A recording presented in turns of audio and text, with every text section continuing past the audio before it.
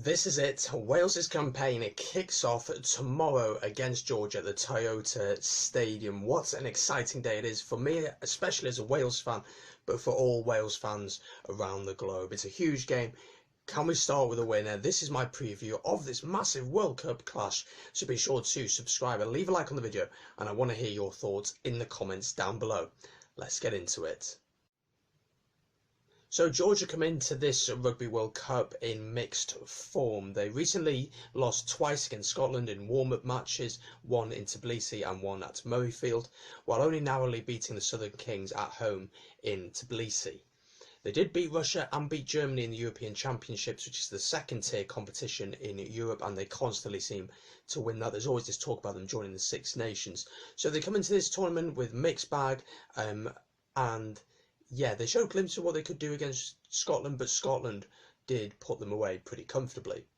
Wales, on the other hand, we come into this one maybe not in the best of form, but how much can you read into warm-up matches? That's the question, isn't it? So we've lost twice against Ireland at home and away. We did beat England at home, but then we did lose against them away. But the last game in the Six Nations was our Grand Slam, of course, against Ireland, where we beat them very, very comfortably.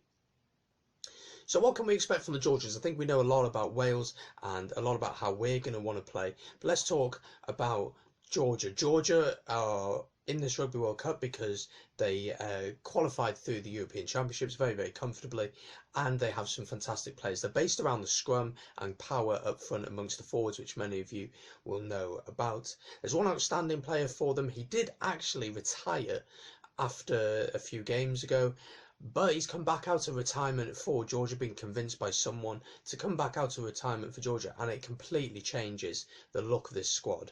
His name is Mamuka Gogodze. Some of you may know him. He plays for Toulon. He can play flanker anywhere along the back row, really. He is just incredible. He really is. He was instrumental in their wins against Tonga and against Namibia in Rugby World Cup 2015, scoring tries in both of those matches. And even when Georgia lost against New Zealand back in 2015, he got man of the match performance. So he's certainly doing something right. He's got 71 caps to his name, and if everything goes okay for him and he doesn't get any injuries, he will add at least 4 to those in Japan. He is going to be, probably after this Rugby World Cup, will probably retire, but he will be labelled as the greatest Georgian rugby player of all time. The big issue for Georgia and the trouble for them is in the backs. Most of their backs actually play in a semi-pro league in Georgia, but most of the forwards play either in France or in England. They have a great prop who plays for Montpellier. Keep an eye out on him, a really experienced player, so definitely keep an eye on him. So Georgia will base their game around the scrum. They will go through the phases, they will be disciplined, driving maul, set piece, but they won't cause that many problems from the backs necessarily, but they will take the points when they get the opportunity, and they'll have a key game plan and they will stick to it. There won't be that much variety really in their game plan, but they can be a dangerous side, showing that they're capable of winning matches, as they showed against Tonga and Namibia in last time's Rugby World Cup. What are the teams? Well, the teams have been announced. It's a very interesting choice. We'll go through them now. We'll have a look at the Wales one first of all. Obviously, we'll be more familiar with the Wales one, but we'll go through them now. So starting with the forwards, we have got Wyn Jones, Ken Owens and Francis as the front row. Jake Ball then comes in. No Adam Beard because of that operation he had just before heading out. Touch and go whether he's going to be fit, but Jake Ball gets the nod. Happy with that personally. I think it's a great ball carrier and another option at the line out.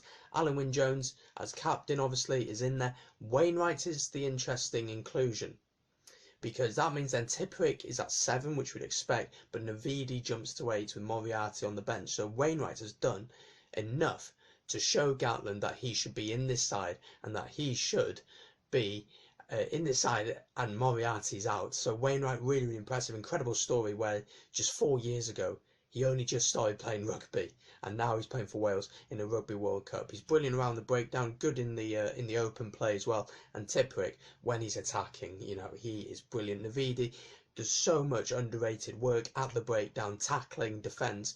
He does it all. But him at number 8 is going to be interesting. I think we can afford to do that against Georgia. No disrespect to Georgia, but can we afford to do that against the bigger sides? We'll have to wait and see. That means on the bench you've got Nicky Smith, Elliot Dee and Dylan Lewis, and Shingler Moriarty as our forwards options on the bench. The backs then, Liam Williams at fullback, George North on the wing with Jonathan Davis and Hadley Parks completing a midfield pairing, Josh Adams on the other wing being in exceptional form recently, Dan Bigger at 10, obviously Hanscom is injured, Gareth Davis then at scrum half, and that leaves Thomas Williams, Patchell and Halfpenny on the bench. The Georgian team will be up on your screen as well, so you can follow that. I'm going to try and pronounce their names and try not to butcher them that much, but we'll go through them now. So we have Matiashvili at fullback, Modibadze, we've got Kakarava, Micheledze, Kveseladze and Absendansti, I think. We have Lobzanedze, Nawashvili, who's captain, Makashvili, Gigashvili, Nemzadze, Mikatadze, Thealashe, Gogoda, and another Gorgoda. On the bench they have Bergavadze, Gogichavli, Chilachavi, Shilashavi, Saginadze, Gogodze, Apriazadze and Kamaladze. Yeah, I'm certainly not going to become a Georgian teacher anytime soon. So yeah, not many names there that we truly recognise. Obviously Gogodze is the standout player. Nemzadze as well, I've heard of him. So there's a few players in there that we definitely want to be keeping our eye on. This game is a late kick-off. It's 11:45 here in Wales, so that means that it's going to be much later over there. So hopefully the temperature will be a bit lower, and it means that then we can maybe throw the ball a bit more about, because Georgia's certainly not going to be doing that. And to beat this Georgian side, I think if we can stay with them for 60 minutes or so, I think then we will pull away. I truly believe we will pull away pretty comfortably by the end. So what are my predictions? Yes, Wales to win, bonus point victory. I wouldn't expect anything less. We need to get that bonus point, considering that Australia beat Fiji and got their bonus point. So definitely want to do that. Hopefully no injuries. That's going to be the big concern for me, is no injuries. We can't afford really to lose anyone else. We don't want to lose anyone at this point. It just throws everything up into the air. So no injuries would be really nice, but also it'd be nice if we're winning comfortably to give some game time to Thomas Williams, maybe Patchell coming off the bench. If we're winning the game comfortably, give Patchell a go. Don't let Bigger get injured. That's what I would say. But Wales to win this one, guys. Let me know in the comments down below. Excited to hear what you've got to say about this one. If you're a Georgian rugby fan, I want to know about your team, about what threats you could pose to us, and any players we should keep an eye out on.